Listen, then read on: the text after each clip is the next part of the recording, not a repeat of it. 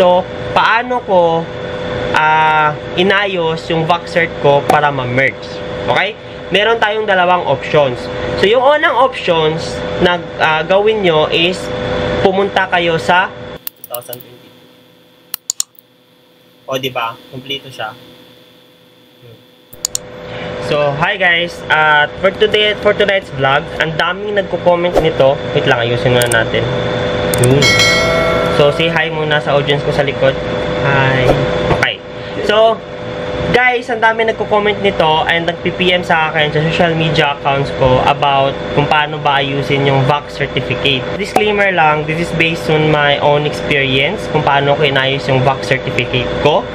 And naayos naman siya. And yun nga, nakapag-teco na ako. So yun. To give you the background kung anong inayos ko sa VAX certificate ko, inayos ko yung junior ko kasi from first dose and second dose, yung junior ko nakalagay sa last name, which is my fault. Kasi pag fill up ko ng form, nilagay ko yung last name ko, yung junior ko sa last name ko. But, on my second dose, since aware na ako, kasi January ako ng second dose this year lang, aware na ako kung ano yung format ng correct name ko. Kasi nga, nasa stage na ako na selected na ako ni agency for Taiwan. So, ngayon, in-insist ko talaga sa IT nung second dose ko na ito yung name ko. So, ngayon, sabi nila, sir, hindi talaga pwede kasi yung system nakasiparate talaga yung suffix. So, ngayon guys, sabihin nyo, sir, ako yung junior, hindi ikaw. Joke lang.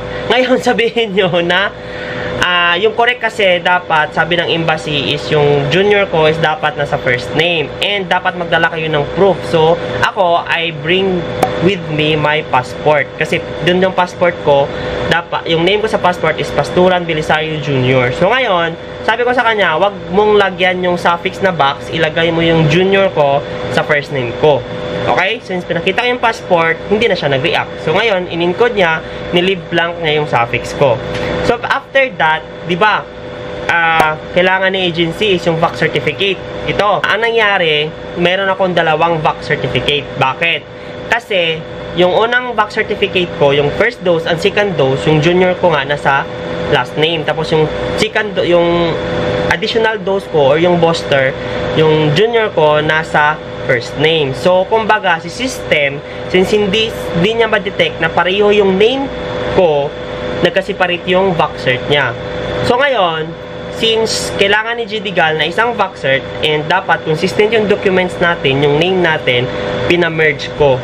Okay? So, paano ko inayos yung VAXert ko para ma-merge? Okay? Meron tayong dalawang options. So, yung unang options na gawin nyo is pumunta kayo sa kung saan kayo nagpa-vaccine. So, that is the most easiest and the fastest way. Okay? Kasi, doon sa munisipyo mismo, nandun yung IT or sino man yung gumagawa doon. So, ang nag-advise nito sa akin is nung nagpa-second booster ako. Okay? So, sabi niya, para maayos daw, punta ka doon sa munisipyo. Kasi, doon sa site, kung saan ka nagpa-vaccine, computer lang meron doon. Hindi sila maka-edit yung tapos na. So, yung pwede lang ma-edit is yung current. Okay? Gets? Yun. So, ngayon, pumunta ako sa Mega Mall. Kasi doon yun ako nagpa-vaccine. So, in-advise ako sa babae, kasi pumunta ako sa linya. So, walang alam yung nagba-vax. Kasi, syempre, nagkuha lang information, din taga-vaccine. Buti na lang, merong IT doon na assign. So, ngayon, hindi yun yung pinaka-IT talaga. So, pagpunta ko doon, sabi ng taga-IT doon na babae na, sir, punta kayo doon sa munisipyo kasi doon talaga yung main. So, which is tama yung advice sa akin nung pa-booster ako. So, sabi, okay. Ma'am, tapos nagmakaawa ako. Ma'am, pwede ba na hingin ko na lang yung number, email ad, or hotline, or whatsoever na makontak ko sila na hindi na ako pupunta doon. Kasi, una-una, hindi ko alam kung saan, and then, ako, no sense of direction ako.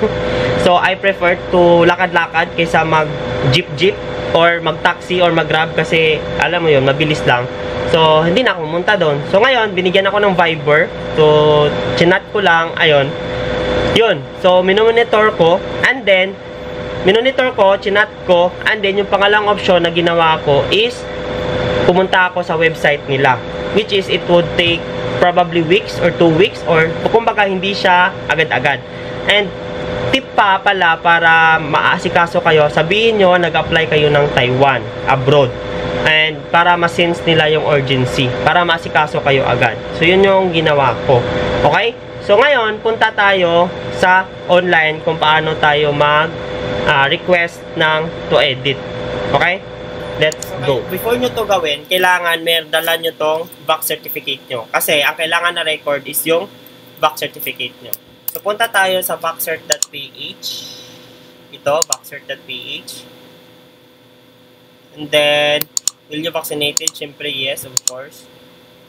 Next ka lang. So, alam guys, alam nyo na to kasi, tawag dito, nag-generate na kayo ng nag-generate na kayo ng back certification So, natingnan nyo, yung junior ko nasa first name. So, wala na akong junior sa suffix na box. Ang hirap talaga pag junior, no? Actually, guys, hindi lang isa or dalawa or tatlo ang nag-PPM sa akin. So, kumbaga, gusto ko tayong lahat na gusto mag-abroad sa Taiwan, makapunta tayo. So, sad to say lang, ang daming na pending, ang daming na hold sa agency pa lang, yung iba nakapag-teco na nga, pero hindi hinold ng teco kasi nga mali yung junior, kahit isang, ewan ko ba. So, dapat maayos talaga. So, yung first dose ko, so guys, skip na natin to kasi alam nyo na to, 2022. O, diba? Kompleto siya. F, C, C. So guys, madali lang to Super dali lang. So guys, nakita nyo ito, basahin nyo to. Basahin to, clinic ko. Record found. If your details below are correct, click generate vaccination certificate. If there are incorrect details or no record found for some doses, please submit an update record request below. Those with no record, indicated your input is matched on database recorded. So, yun nga. Kaya ako nagpa-request nito kasi dalawa yung vaccert na inisyu sa akin. So, kumbaga, hindi nag-match. Okay? So, click lang. And then, manghingi yan ng passport number, guys. So, ilagay nyo lang. So, this time, since sample lang to, hindi ko na i-input yung passport number ko. So, guys, hindi natin generate, Okay. Update record tayo. So, sa update record, yun, check nyo to. Check. Next. So, guys, ito, meron tayong option. Is one of or two of doses missing? So, if click mo yung no, yung kailangan mong i-edit is yung correct name mo. So, for example, if mali yung name mo, middle name mo, first name mo, or yung junior mo, or yung last name mo, ito, i-correct mo siya. Okay? Pero, pag mag-yes ka, ito, yes ka, ito yung kalalabasan. Ma-next ka. Kung wala yung first dose, second dose, yun. So, ngayon guys, ang gagawin mo lang is mag-upload ka lang ng lahat ng proof. Okay? Tapos, dapat ilagay mo yung email mo, and then yung contact number mo, and none. Diba may option dito, please tick if you have an urgent international flight. Kasi nga, i-prioritize nila tayo kasi alam nila na ito yung requirement ni Taiwan or sa TECO natin or sa visa appearance natin. So, i-click mo lang and then submit request. Okay? Hope na gets nyo. Feeling ko na gets nyo naman. Kung mag-no tayo, actually same din yan ang process. Okay. Ayan. So, hinihingi lang nila lahat kung yun. So, hindi ko na mag-fill up kayo na. Basta same process lang yan. Hihingan kayo ng proof na vaccine kayo and then yung proof kung ano yung tunay na pangalan nyo or yung correct spelling or saan nyo napunta yung junior nyo, yung first name nyo or yung deleyon nyo, either first one word or two words, mga ganun na mga concern. So, I hope na-gets nyo guys. Pag hindi nyo pa na-gets to, gusto nyo ng assistance, special assistance, so, you can message me on my social media accounts. Just hanapin nyo lang sa YouTube. Meron akong mga link dyan. So, yun. Yun lang. Okay? I hope nakatulong ako sa concern nyo about vac certificate. So, next vlog ko naman is yung e-registration. So, madali lang yun guys. So, as I always said, always believe in yourself and God is good all the time and all is well. Thank you so much for watching this vlog and don't forget to subscribe and hit the notification bell. Bye-bye, God bless, and good night!